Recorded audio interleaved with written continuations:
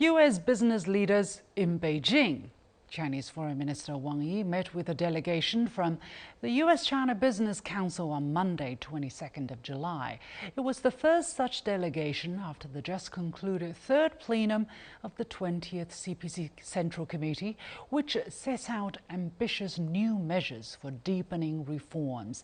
It's reported that Wang Yi voiced the hope that U.S. business community would make new contributions to the development of bilateral relations.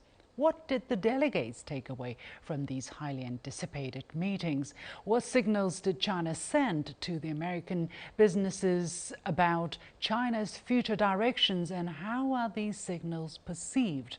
I had the pleasure to have an exclusive interview with one member of the delegation, Roberta Lipson, also known as Li Beijing, the founder and vice chair of United Family Healthcare, the first foreign invested expert medical organization in China.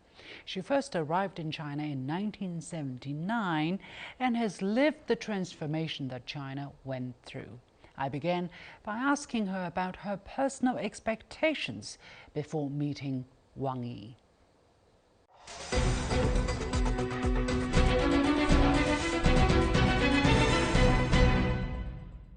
Roberta, thank you so much for joining us today.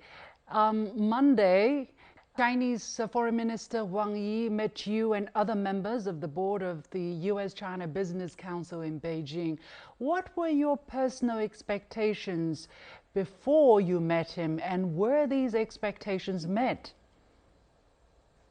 So every year, representatives of the board of directors of the U.S. China Business Council come to Beijing to meet with the Chinese leadership.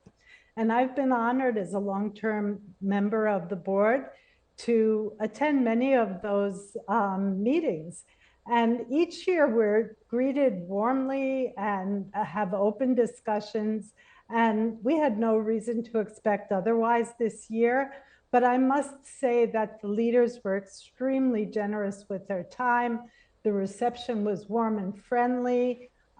We were honored to be able to meet with not only Minister Wang Yi, but also Vice Premier He Fang, Minister Wang of MOFCOM, Minister Wang of MIIT, Vice Chairman Lee of NDRC, as well as Ambassador Nick Burns.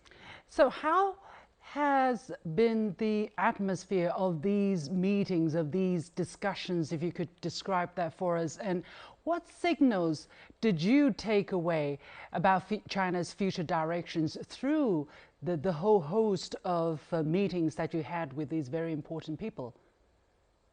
As I said, the meetings were characterized by warmth, friendship, openness, and we had some really good open discussions. Our hosts were especially enthusiastic about sharing with us the results of the third plenum and the strategies that came out of the plenum for continued commitment to opening up and continued commitment to the modernization of China, and as well as other strategies about China's future development and how those strategies might impact our businesses. I was especially pleased to hear about the further reduction of the negative list.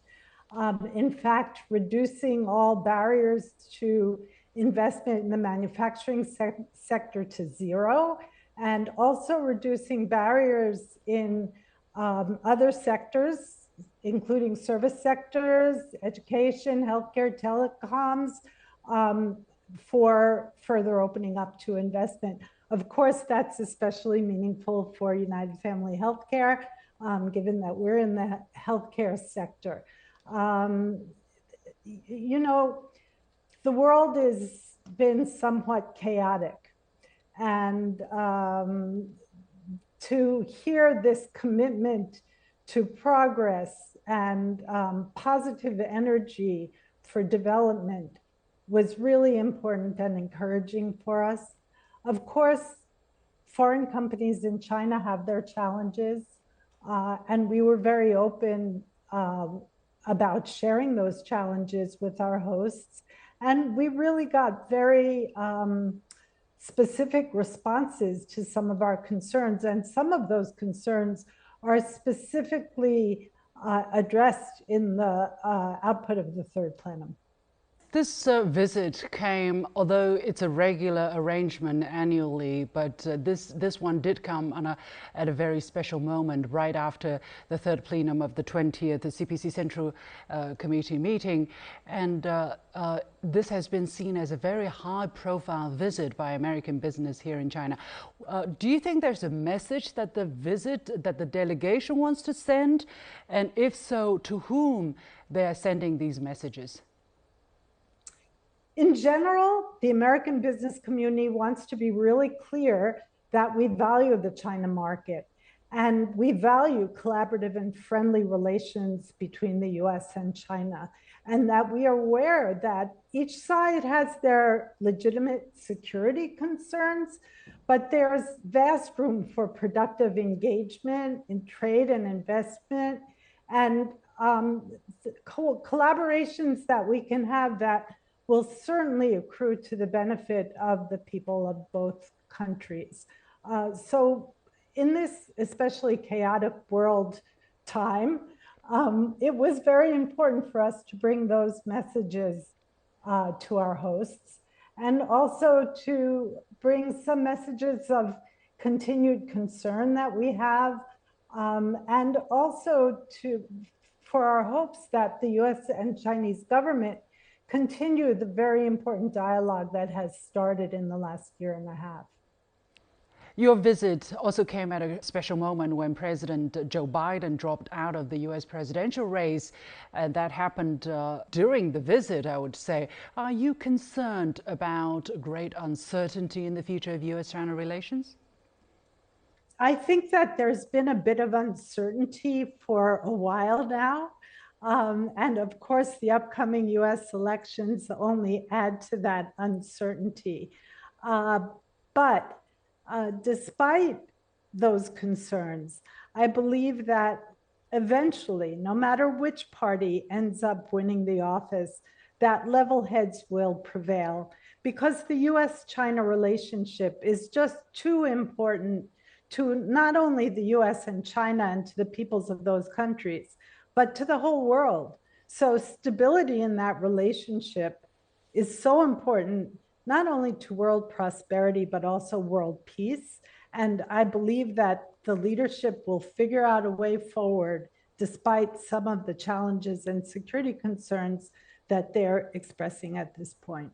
I want to ask you a bit more about the impact of the meeting, the third plenum, because that's a very important meeting and is going to set the tone for China's development over the next 5 years. There are specific provisions which directly have to do with foreign businesses, and you mentioned some of it, for instance, on business environment, on market access and institutional reform. So could you tell us a bit more about your take on the kind of potential impact these policies, once translated into action, the impact of these policies may have on foreign businesses, especially US businesses? My understanding is that the third plenum lays out a strategy for development over the next 5 years. And many of these strategies are very exciting and encouraging for international business. But they will have to be translated into laws and regulations, and the execution has to play out. One exciting thing is that part of that strategy asks for national treatment of laws, that the national policy sort of overshadows any kind of regional differences, which have always been challenging to international business when they're making investments and even in trade and government procurement. But certainly the commitment to further opening the market and shrinking of the negative list is a very, very positive sign. And also encouraged by the determination to level the playing field, not only between foreign and domestic companies, but also between SOEs and private companies. So there's an awareness around concern of differential policies between advantageous policies from SOEs that might not be applicable to private companies or foreign companies. And the document even goes so far to say that private companies can take the leading role in some big national projects. And that was a very encouraging thing for me. So the promotion of innovation and modern productive forces also combined with what I saw as some domestic consumption stimulating policies, for example, continued promotion of urbanization, of allowing people to register in the place they live rather than in their hometown, will increase consumption, I think, in the cities, which will be very, very helpful to Chinese domestic business as well as international business. You first came to China. I really need to highlight this. You have a fascinating story to tell because you first came to China 45 years ago in 1979, basically exactly the time when China started reform and opening up. And you set up the first foreign-funded expert medical hospital in 1997, and that has been expanding. So looking back at the 45 years you've spent observing China, living in China, how has China's economy or healthcare sector in specific opened up to international investors? When I first came to China in 1979, in fact, it was just after the third plenum of 1978, which initiated reform and opening up. And at the time, the healthcare sector, like many other sectors, were closed to the outside world for many, many years. So at that time, the best way we could contribute was to be a bridge to bring information about new technology and developments and bring new equipment to China's hospitals for their use in patient care.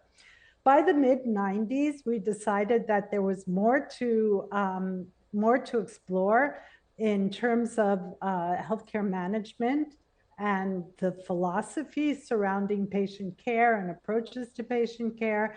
And so we began talking to the government about opening our first hospital. And at the time, foreign equity could hold as much as 90% in a healthcare investment, but there weren't any foreign invested healthcare facilities at that time. And so it was a very strange concept to the Chinese government. And it took a lot of discussion to get approval to open our first hospital. But when we did, I think it was found to be a benefit, not only to the larger investment environment, but also to be an excellent supplement to what was available in the public system. And so, although by the end of the 90s, there were some more restrictions put on healthcare investments, for example, the requirement of a 30% domestic partner, restrictions on opening branch hospitals, restrictions on adopting certain high-end technologies or buying large-scale medical equipment, we were appreciated. And so when we applied to open our second hospital, third hospital, et cetera, we were met with very, very welcoming open arms in the various locations that we opened hospitals. And so now we actually have 11 hospitals in 7 cities in China, over 20 clinics. And I was really, really pleased to hear during our visit that the healthcare sector would be further open, that some of the restrictions would be lifted, and we were to expect hearing good news over the next little while. So for my business personally and for the healthcare sector in general, I'm extremely encouraged. I'm also very excited to see the wording in the document about encouraging high-end educational reform and development. So I expect to see some opportunities in advanced education, including medical education.